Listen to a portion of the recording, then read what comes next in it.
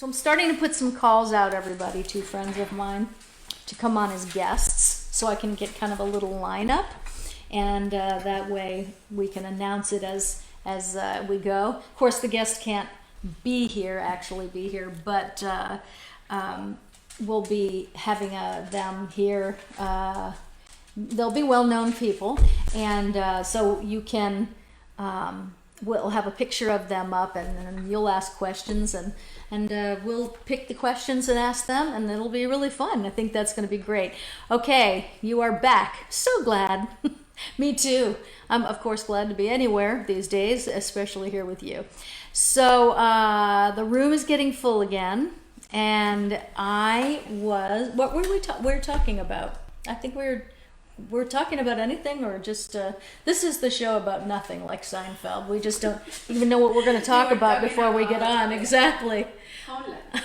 Oh, Homeland! That show is so good. Yeah, then we went on to Carrie's birthday. The birthday party with Debbie. And then I think that we were done. So, what are you going to talk about tonight? They're asking if you. I'm glad to be back too. Tell Facebook to stop drinking Todd's caffeine. What scares me is that he's going to finish that one and have another one. That's what's really scary to me. No. Because Todd Fisher on caffeine. I am not going to do that. Yes. All right. So let's see. We did not watch any concerts last night. I think that but we didn't want to. Hey, Skippy, I want to say hi to you too. I didn't want anyone to miss all that was going on, and I think we're going to see a lot more of that actually, because there's no other way to reach us except for through the computer, and so that's what's really great. So I think we are going to see a lot more things happening. A friend of ours who's been quarantined now for a good 2-3 weeks and he's like my son. He lived with us from 21 to 31, and he might even be watching right now. And his name is John Haas, and he's my handsome son, I always say, because I had you for the hardest years. I would say it because that is the years where you're finding yourself, 21 to 31, don't you think? Well, yeah. Yeah. And he worked with me even before that. That's right. So he was in your life before that, but he literally lived with us. And when he was 31, he moved out and got his own house and has his own life. And I really got to feel what it feels like for when your kids grow up and they're leaving. They call that empty nesting. So John, if you and Samantha are watching, I just want to say hi and say hi to the lovely Samantha and welcome you here. A lot of you might know John that are out there, because I see a lot of people that came to my shows when I'm out there, and John was on the road with me for years. He ran video, and he's just really such a great guy. He's the greatest. All right, so look at this. Melissa Etheridge does your show. Kind of what we want to do too. Looks like it froze again. Yeah. Well, I'm still getting messages, so I think it's okay. Check out the method they are using for Stars in the House on YouTube. I think they use Zoom or Skype, because everyone gets their own live square. Yes, we will look into that. That's a good idea. Okay, so we're back, they said. We're back. And bring Todd in. Come on, my storyteller. You come on in here and spend some time with the people. It's okay, because there's nothing we can do about that. So I think we're back. Yeah. We are back. That's what everybody's saying. So we're back. Well, come on in. One of the questions was, did I know Judy Garland? And I mean, I was young when she used to come around. My mom would go places to see her. My mother was a huge fan of Judy Garland. Yeah. She was obviously a little older than my mother. My mother just respected her enormously. And they became really good buddies. And if you look on the internet, you can see there are quite a few pictures of the two of them together, and she used to come to the parties at the house, and she was a little bit older. I wasn't overly enthusiastic about the film Judy that came out. Not that they didn't do a good job, but I think that they focused on the negative side. Oh, the movie, that's how I felt too. I thought she was great in the role. I just thought the movie was a drag, because there's more to a life than the tragic part. I saw her perform live a couple of times too, and she was, I don't know that anybody could really do that. I mean, seriously. it was mesmerizing when she, when she sang "Under the Rainbow," "Over the Rainbow," or these other things, songs of hers, that her standards. Nobody could do it. Dear Mr. Gable, she used to do, but nobody could do that. So I mean, I'm not. Renee did a great job, but not. I mean, this is one Judy Garland. It's an impossible task. And when you focus on just that negative side of her life, I thought I that mean, was there was horrible. she had a sad life in some ways, but she had an amazing life in other ways. I mean, she was a brilliant talent that did entertained and had so many fans that love her into generations. Long after she goes, we're all talking about her still. Now that is a successful life. So to dwell on all that negative side of it, I just wish we could have celebrated her a little bit more in that movie,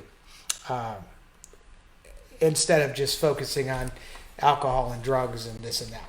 Also, the stuff with Louis B. Mayer and her, I mean, we know that in the early days of the studio system, they used to give narcotics to children because they were owned by the studio. Yeah.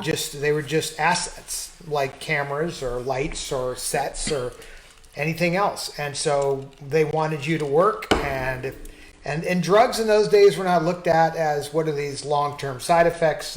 They didn't understand addiction. They didn't understand they what just was going to needed to happen. get the person in front of the camera and Well, it would work like this. So Yeah. you're working late and you're fried, and we need you to work another few hours. So we give you a little something to keep you going. And now it's finally to the end of the day, and you're now completely fried, and you are wired because they just gave you speed to keep you awake. So now we have to give you sleeping pills because we need you to go to sleep so you can be on the set tomorrow morning. So they give her some sleeping pills. Now she has those sleeping pills, makes up the next morning. I mean, you can imagine this goes on and on for days and years, and it created an addict. So that was sad. Yeah. My mother came into the studio system after there was some awareness. They didn't give my mother drugs back in those days. You either, and she didn't need it. She was so well, energetic and yes so, and no, but I mean no, but they didn't. They rules came into play. And like- she was also, in her late teens. Judy Garland started out as a little girl. But they gave her drugs as a little girl Yeah, too. that's what I mean. Yeah. So she didn't have any say, really. I knew Mickey Rooney pretty well, and when we had the hotel here in Las Vegas, Mickey Rooney came and worked at the hotel quite a bit. And a lot of people used to say, "Oh God, he's impossible. I mean, he's out of control and blah blah." I didn't find it that way. I found him to be really amazing and entertaining and jovial and fun. And I think people sometimes used to say about my mother how difficult my mother was. Well, I met Mickey Rooney probably about 20 years ago because I was making a movie with him, and he was not jovial. He was, he seemed over everything, like he was living in Fort Lauderdale, where I'm originally from, and he was kind of quiet and to himself. He wasn't Andy Hardy. He was like really he was very Well, I never had that experience, but I did find one similarity between he and my mother, and that was my mother. I've heard people say frequently, "Oh, your mother, yeah, I've heard she's very difficult to work with." Who was the ambassador to which country? Was it Japan or something odd like No, does anybody? Oh, that? Yes, we have the internet. okay, we'll come back. Yes, Shirley Temple was the ambassador to, was it Mexico before John Gavin? Is that what it was? I don't remember, but I do remember her being. But that's an honor, an honor roll. I mean, that young girl when she became older just wasn't. No. And neither was Freddie Bartholomew. Freddie Bartholomew was another child actor that didn't have an adult career because the cuteness wore off. Right, but I think Shirley Temple also, for growing up in front of a camera and probably learning how to dance when she was a year and a half old. I mean, she was probably a normal person who did her. time and didn't want to be an old actress, and just, she had so much grace and beauty, I think. I never met her, so I don't know why she chose that. I think she married and wanted a normal life. A lot of people, Yeah. And we're talking about Judy Garland earlier, on down, the industry will wear your ass out, and it will suck you till you are dry. Many people that I knew had become very hostile to the business because they had been sucked dry by the vampires. Right. So you have in Hollywood an element of agents and people that will work you till you're dead, and they are outside of the studio system, and so there is an element of that. My mother had a manager named Irving Briskin, and I had never seen my mother ever be I knew his son. So I had never seen my mother vibe somebody. And I was about 7 or 8 years old. We were at the Hillcrest Country Club, and Irving Briskin came up behind my mother, like to say hi. And she was always very gracious, even if you were a jerk. She still would give you like the time of day. Well, I mean, it was freaking snowing in summer in L.A. I mean, I noticed it. She didn't like him? She didn't turn around. She just went. And I was sitting next to her, and I was like, I'd never seen it before. So I didn't know what had happened there, and I asked her, but she didn't tell me because I was too young to understand. But he had stolen a lot of her money and invested her money in weird places that benefited him. Age-old story. My sister was warned about all of these business managers and such, and she fell into the same trap and got money stolen from her, ironically. So, yeah, it's the old expression, it's a jungle out there. I mean, entertainers, Well, I sort of feel like Elizabeth Taylor stories. Elizabeth Taylor. Oh. Lots of Elizabeth Taylor stories. So Elizabeth Taylor, I mean, there's just too many to do, but we could pick one or something. But I mean, Elizabeth, I'll do one later. My mother and Liz, you have These Old Broads tape, that DVD? I think we had one. My mother and Liz became friendly again after many years of not being friendly. And then Carrie wrote a screenplay many years later called These Old Broads. And that was such a cool time because we all went back to work at the MGM lot, which was at that point owned by Sony.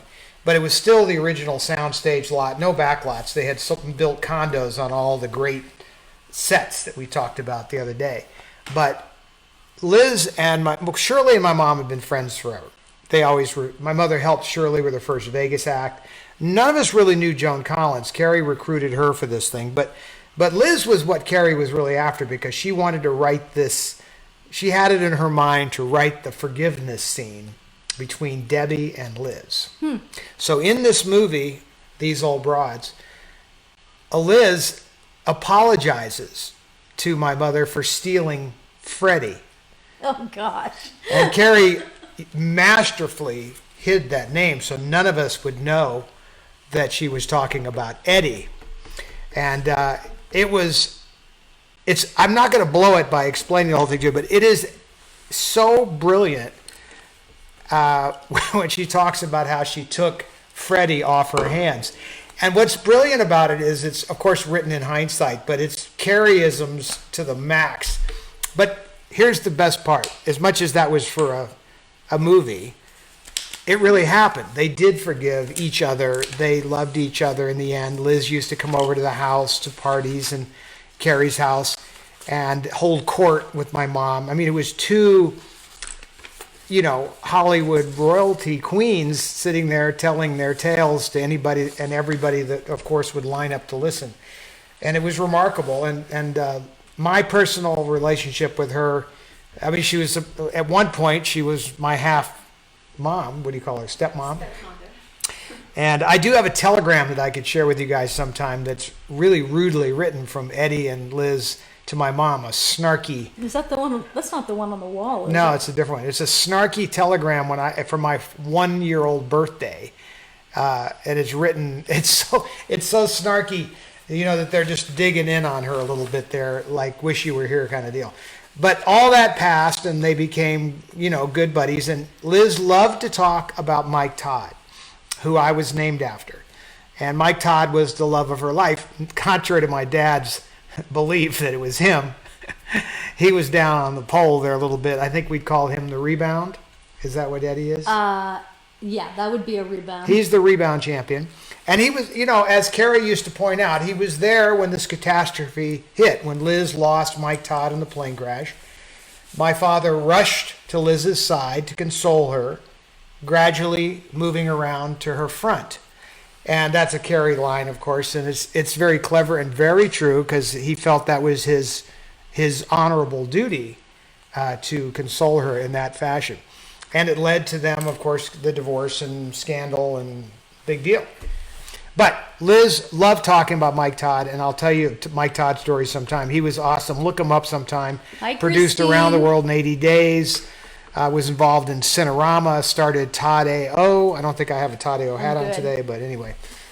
That was that. Christine Carlovati. Hello, Christine. It's super nice to have you here. I think Christine's brother, if I'm not getting this right, Christine, let me know, was the head writer at One Life to Live during some glory days that we had there. And Megan Wagner was asking to hear something about my life. And you know what? I don't remember things.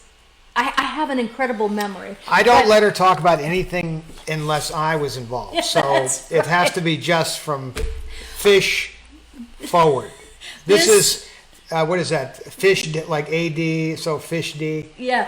Well, what happened FM, Fisher today, marriage. somebody sent me a picture of Sharon Stone that she had put on Instagram. And when I saw it, I thought, wow, I wouldn't ever guess who that is. And so I was talking to Dora. We were in the kitchen, and I showed the picture to her, and I said, I just wouldn't have ever recognized her. And I said, when I started out as an actress, I think I was 19. Yeah, definitely. I was 19 years old when I moved to Los Angeles to be an actress. And so I was on a show called Capital. And it was on CBS. It was a soap opera. It was before The Bold and the Beautiful. And so we were on the air for about 6 years. I came in after year 2 because I replaced one of the lead characters on there. So I remember it was maybe 1982 or 3 or something like that. And I remember being invited to somebody's party. It was a public relations person in Hollywood, and he had a house in Malibu. And so I got invited to this party, and I can't remember. Oh yes, I remember who took me. It was a friend of mine, and we walked into the party, and he knew everybody, and I didn't know anybody. So I was just walking down, and I was looking around in the lower living room. It was like a split level house, and I was sitting there. And there were just a few people in the room where I was, but there was a door from the outside. And the door, it was like it flung open. And it was a windy night. And this girl came through the door. And she was startling. I mean, she was so beautiful, but she had that it thing that people talk about. If you have it, like where you walk into a room and everything changes.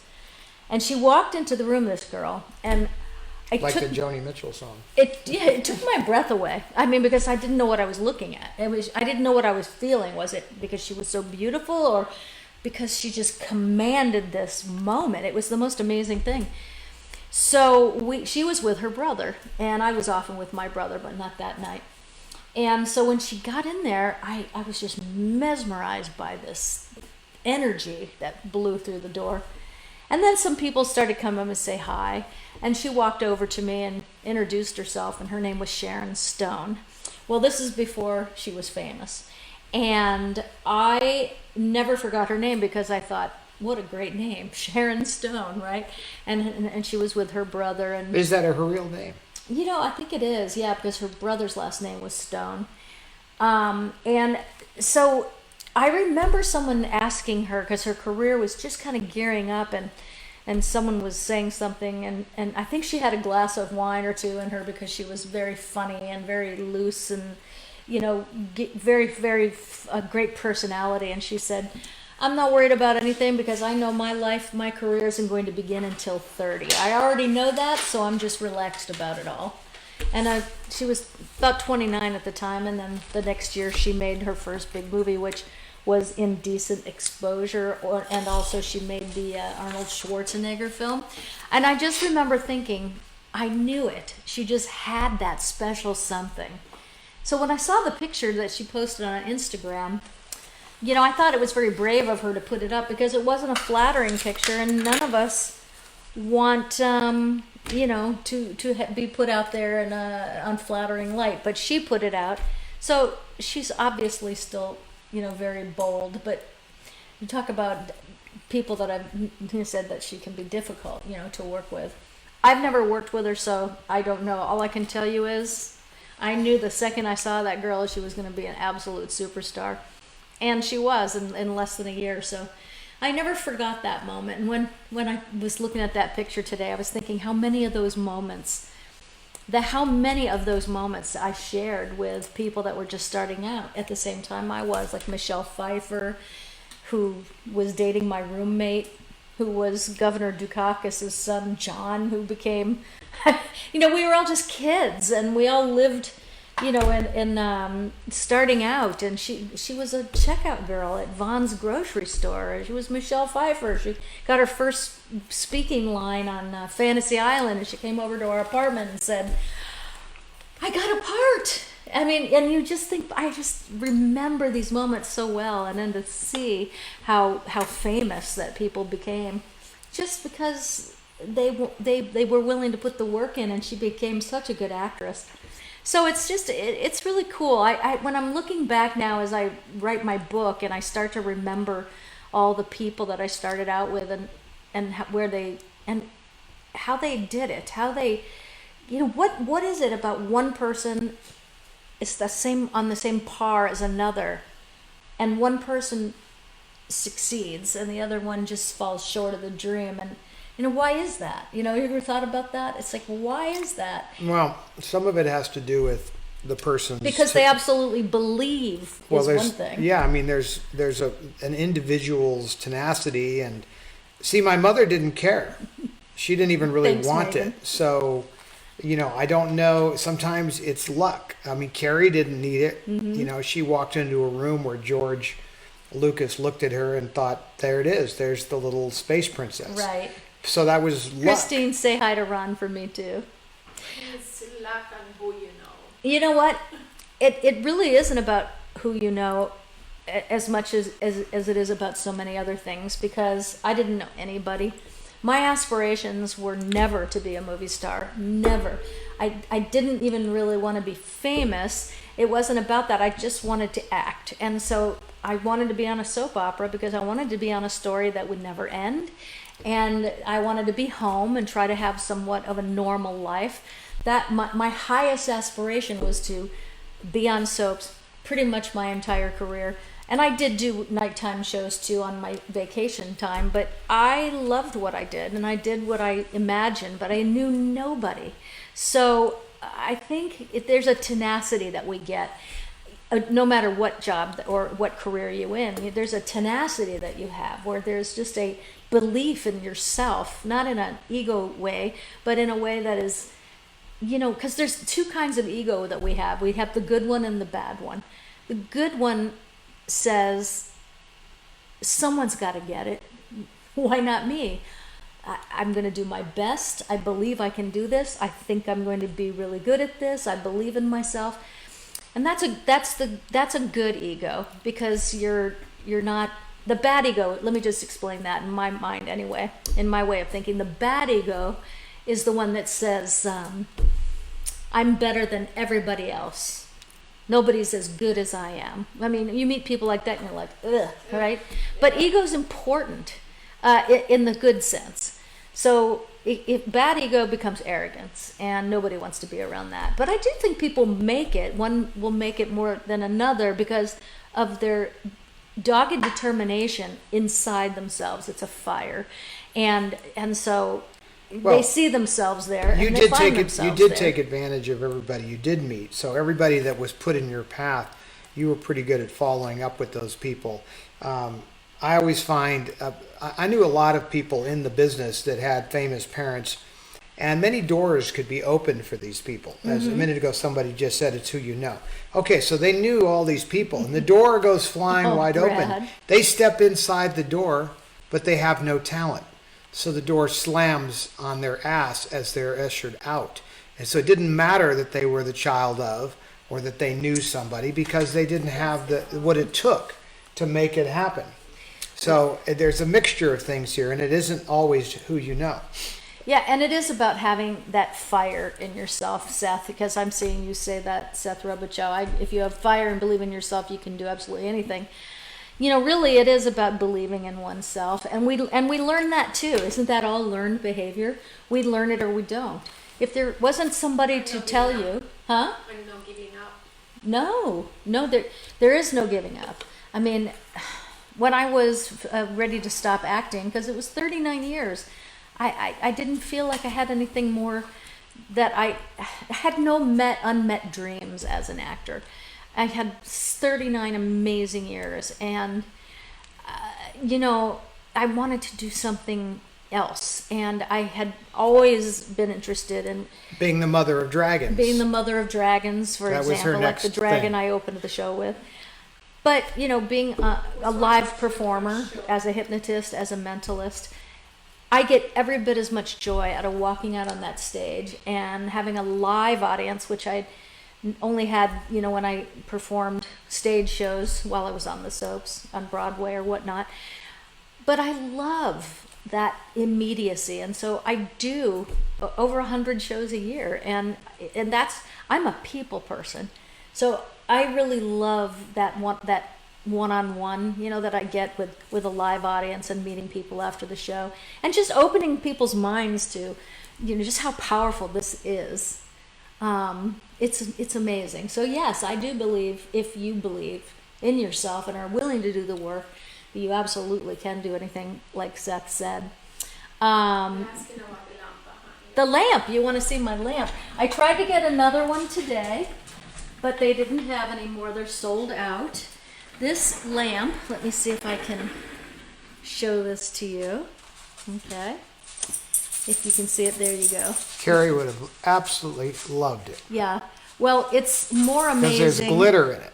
There's glitter and light, and no Get closer. cords. Get closer. Okay. Up There a you- little. Up. Yeah, right there. Yeah. So what's neat about it is the simplicity of it. It's a candle holder, but when it's in front of people, I watch them go into hypnosis just as sitting at the bar where it is, right? Dora, come on. You've seen it. I mean, we had right before this whole crisis hit, I had a really cool seminar here, because I have a theater out back that we do seminars in. And people were staring at it in the house. It was on the counter, and I saw, if I had said, sleep, sleep, they would have gone right down. There's something about it that is so mesmerizing, and I do love it. I got it at Bath and Body Works, but I tried to buy one just today.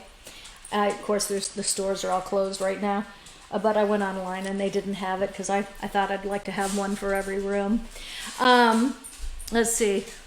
With Brad, what you see with Kat is what you get. She is totally unpretentious. Do you think that's true?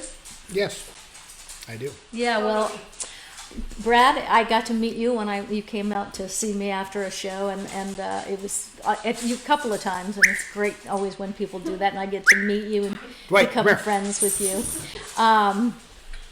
Yeah, this is Scratching himself. Gary Lucas. Kat, you would be an excellent talk show host. You're very personable, like Kelly Ripa. Oh, well, you know, I was really good friends with Kelly Ripa when she was on All My Children, and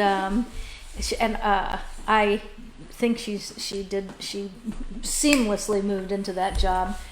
You know what I love today about social media? Hello, Dwightness. Hello. Look at that boy. He's like so dirty because the mobile groomer's not working. So Gold-plated problem. I think I'm going. No, but I don't want to freak him out and hurt him by trying to comb him out. So, but yeah, we're gonna. Dora and I are gonna wash him with the chickens. Don't tell him that.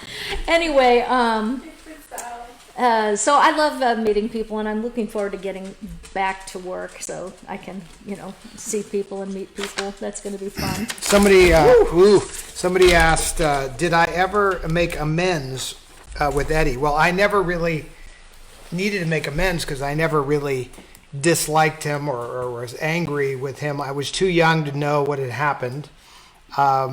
Later on, when I did get to know him, I was like, oh, I'd like to introduce you to your father, kind of a thing. And I was 6 or 7 when I would sort of remember that.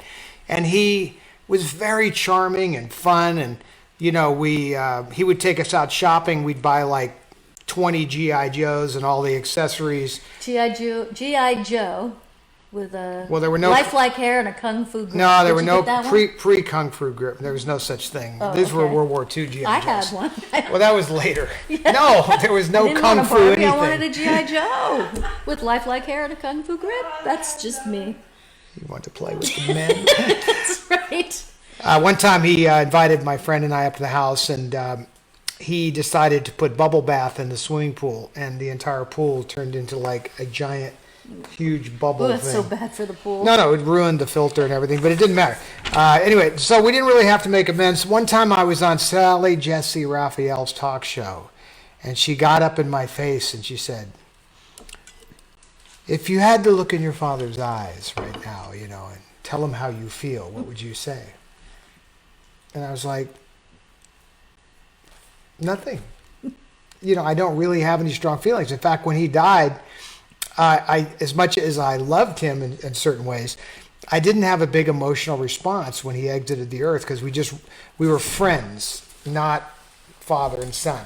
The other question here was Charlie Chaplin's camera. I have Charlie Chaplin. Oh, Darren Fraser, who is a friend of mine, and you met him because he came out to the ranch. He said, do you still have, he's a really funny hypnotist. Do you still have Charlie Chaplin's camera you showed me at the ranch? That was a work of art. Remember, that was during the silent film era. So the answer is yes. The answer is yes. So it's in my office, and it comes from Estenay Studios out of Chicago, but even though they had a studio on the West Coast, and they used this bit of technology to lure Charlie Chaplin away from Max Sennett. Max Sennett had brought Chaplin out to Hollywood and really fired up his career and let him start to direct and stuff. And, and then after he got him going, then along comes Estenay Studios, and they lured him away and gave him bigger budgets. And this bit of technology, this particular camera, was part of what lured him away. But someday we could show you guys the technology stuff too. It's kind of cool. I actually got to meet Charlie Chaplin we'll too. do a Facebook Live from the studio, which is not Yeah. on this property, so it'll have to wait till we're allowed out In of the house. clear. Wait, I was thinking about that studio sitting there empty, with no one in it just last night. Like, we haven't been out. Nope. I have not been out. And a lot of people are by themselves out there. And I thought about all of you today, because when they do, you're halfway home. As a hypnotist, I don't do anything to you. We do it together. So your mind is an incredible thing. And if you want to change something in your life, you absolutely can. I've always said it, always, that change, people say, oh, but change is hard. No, it's not. Change is easy. It's leading up to the change and deciding that's what you want to do that's hard. Once you make that decision, it's almost done. So, it's a really good. People do change, but it's something you really want and have to want to do. So, yeah, Todd's back. Oh, did we go off? You were frozen for a minute, but it's unfrozen. It's been unfrozen for a while. That's right. Okay, well, we're back. So why don't we do a couple of contests, and then we can go, because they want to win that movie? Okay. And the cosmetics, yes. I'm frozen here, so I'm not sure if we're up right now. Are we good? I'm going to pick out the prizes for the cosmetics, so let me do that while he does his. Are we frozen? Or are we okay? I'm not really sure. Frozen there. Frozen You're there. on my computer. Let's see. Okay. Good. Okay, now we're moving along, but we're Hit the play frozen button. up here. Hit the play button. Play. Okay. No, I'm frozen. Now you're frozen. You know what I've been trying to think too is, But it's not frozen because you can see it there. yeah, so do you have any idea what your question do you want it to be? I'm going to do my usual number. So while you're doing that, I'm going to figure out what I want to give. Mm-hmm. Let's see. Let's see here. All right. Now, the thing is, the question could relate to this film. And it's pretty obscure. Okay, you So- got to tell Dora first the answer.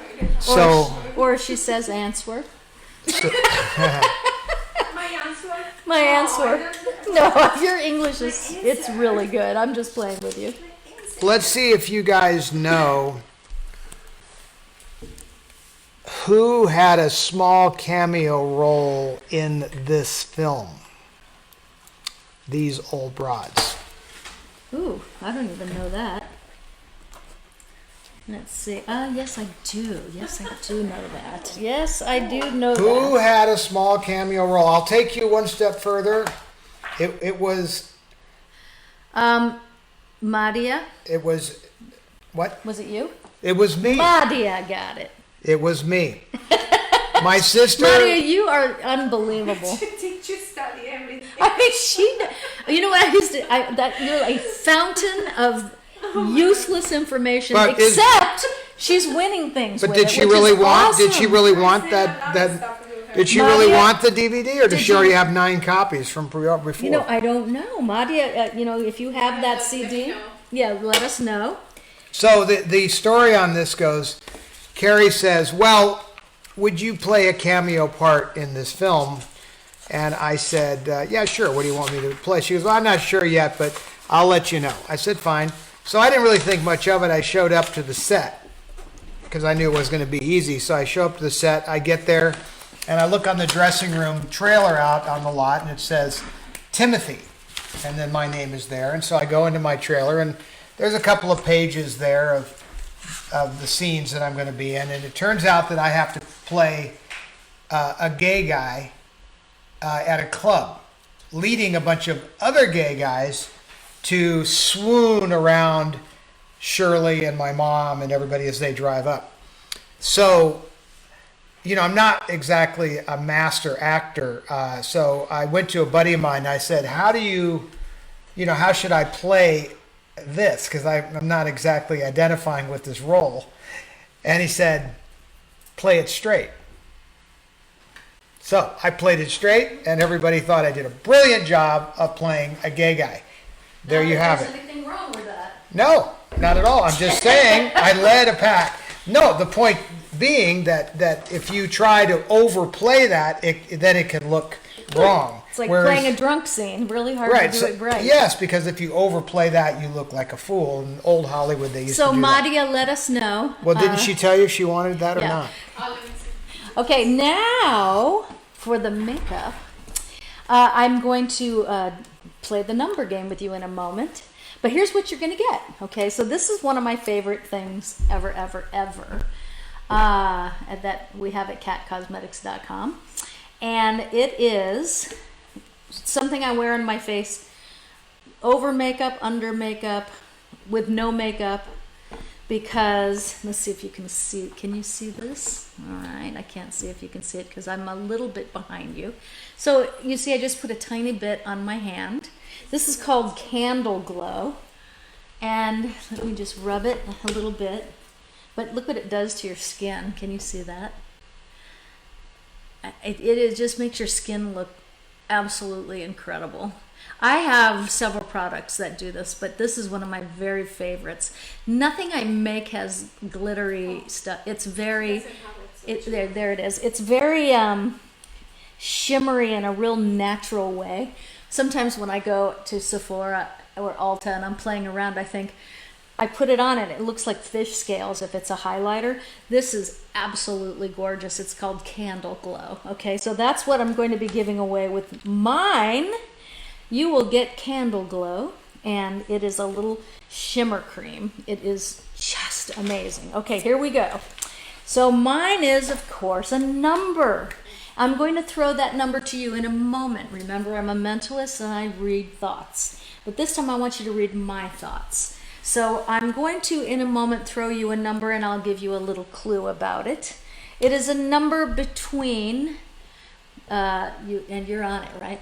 It is a number between 1 and 40.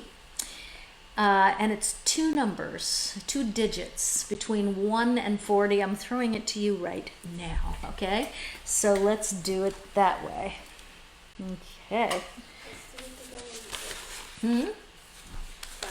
Yes. Okay, I'm watching too. 2 digits between 1 and 40. Deb Tiger in my computer. Deb Tiger. Deb Tyler? Deb Tyler of Illinois, I believe. Got it.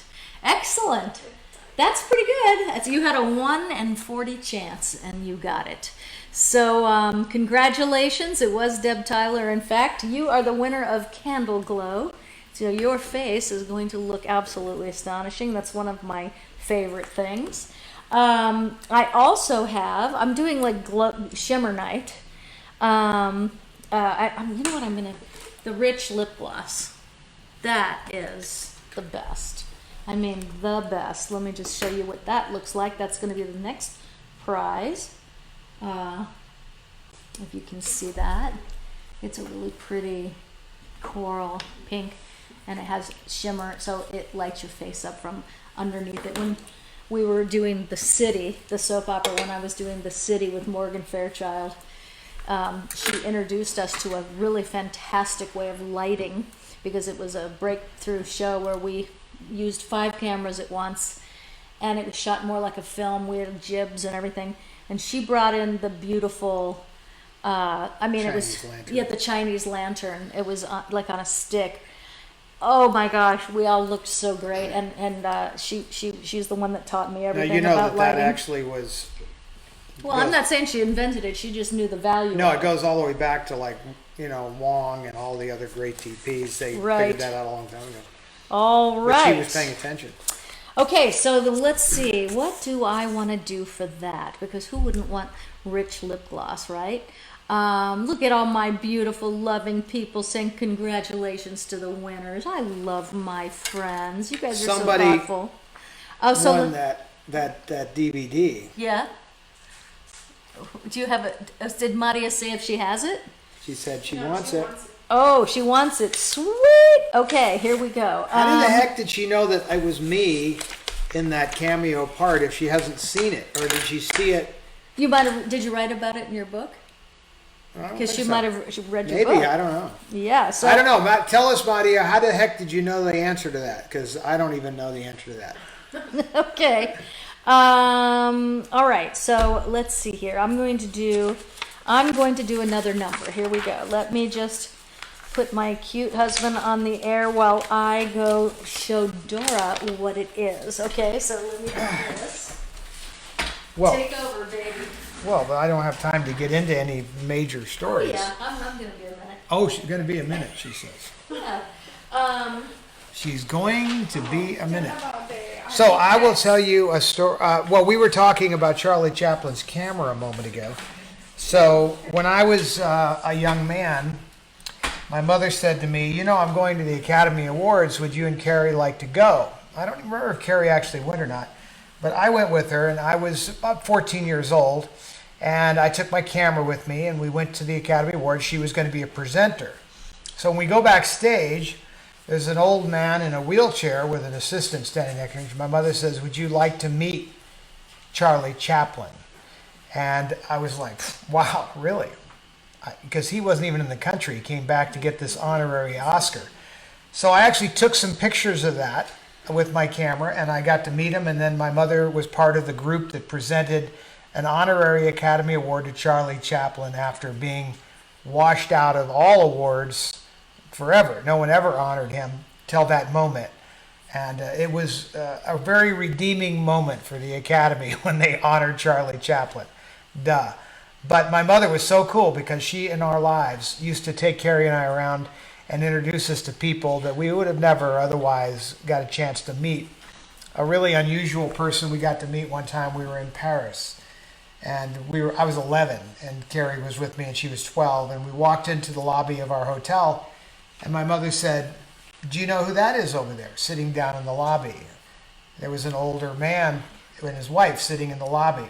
And Carrie and I were like, "No." She goes, "Well, that's Norman Rockwell.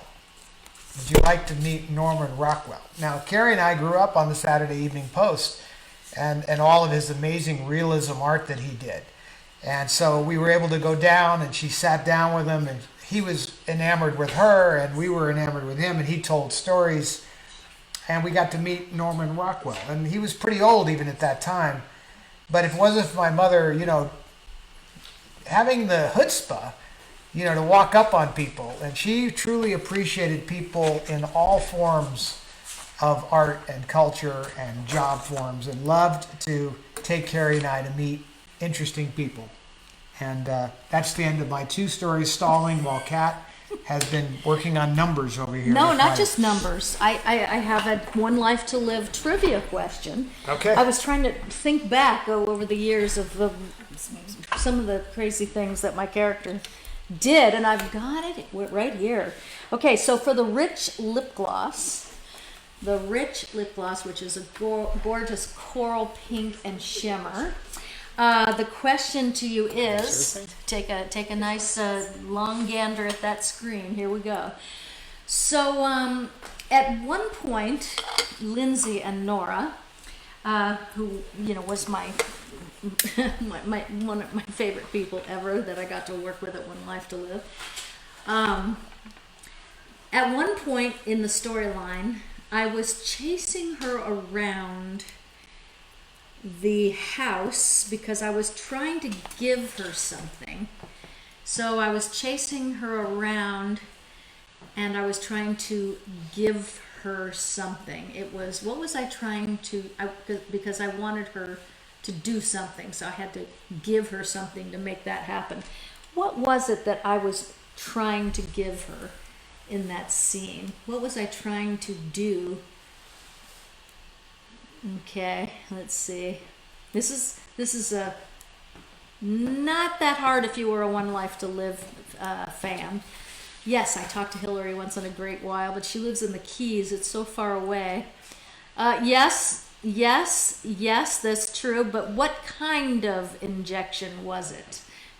Jane Dye, syringe, and it wasn't to kill her. And Brad said an injection, and yes, that's true. But what was the injection? What was in the needle? Okay, this is going to be a good one. Of course, Brad, if you get it, Botox. That she needed a face. She had too many wrinkles. That's right.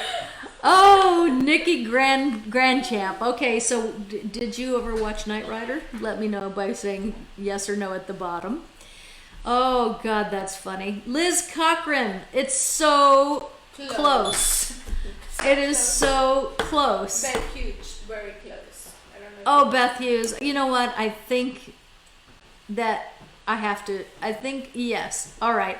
So Beth Hughes and Brad, you both got it, okay?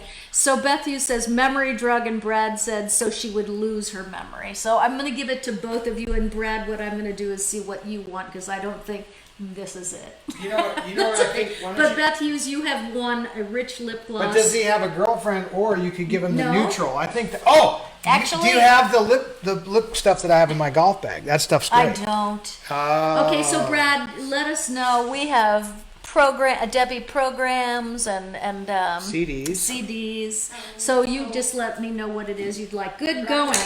All right, so I have one more thing. All right, this is a big one. And it's a number. I'm gonna get it, but let me show you what it is. And if a guy wins and he doesn't want this, then you just have to tell me what it is that you do want. But somebody asked about this last night, right? And there you go. That's it. So somebody asked me about this last night. This is a choker. This was in my jewelry line, and it's beautiful. It is just beautiful. Really one of my most beautiful pieces, I think. So here we go. We're gonna do the number game, and the winning number will get this. Okay. So it's pearls and it's got silver and crystals in it. So here we go. I'll just put that right there so you can see it. All right, so the number I'm going to throw you is a number between 40 and 100, and it's 2 digits. All right, it's between 40 and 100, and it's 2 digits. Do you have this, Dora? Okay, she's on the lookout. All right, you could have this amazing necklace. I'm throwing the number to you now. Concentrate. Focus and concentrate on that number. Use your intuition. You can put as many guesses in as you want. But go with the first thing that really nags your gut, and that is usually what it's going to be, you guys.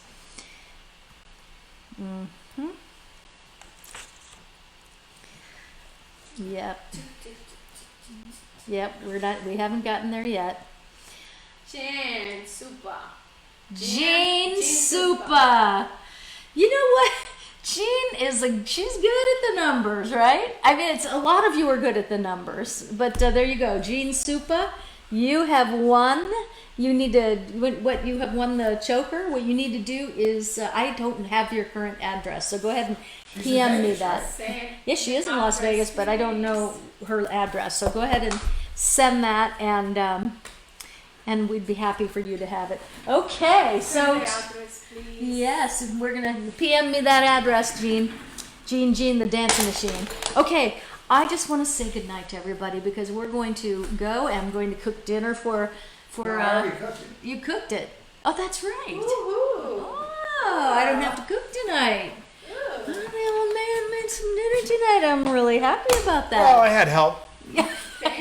Marie Calendars. Oh yeah, she's a good cook. So we're chicken pot pie is what Marine Calendars, the Right. family-size chicken pot pie is way better than the single Yeah. serving ones. All right, so let's go ahead and give our famous things. But before we do that, can I just get you guys to breathe with me because that's really important. So remember, you're going to, when I ask you to breathe, you're going to breathe in really through your nose and out through your mouth, and it feels really good. And when you breathe in, you're going to take your hands and just make your little wings in the back go, and just breathe in and hold it,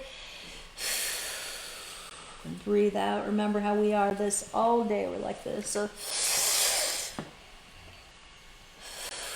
And on the way feels out, good. Here's you right. say, There's no place like home. yes. So we'll be back tomorrow night at I don't know if it's 6 or 6:30. It looks like it's getting easier to be 6:30. Sorry, you guys on the East Coast.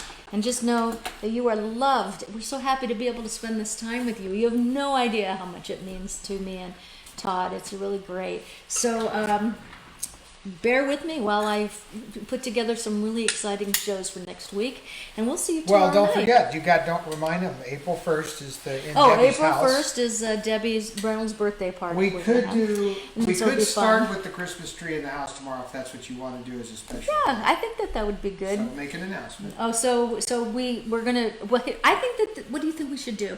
So you could start with the Christmas tree in the And then house just come in on here your and finish phone. it. No, we'll do it on your phone. Let's bring it back in. What about this? relaunch. What about this? It'll have to be relaunched twice. Well, no, we'll just launch it twice. Oh, okay, great. All right, so gives you- that's the way we're going to start out tomorrow night in the house at the Christmas tree. God bless you guys. I'm so excited that you were here with us tonight.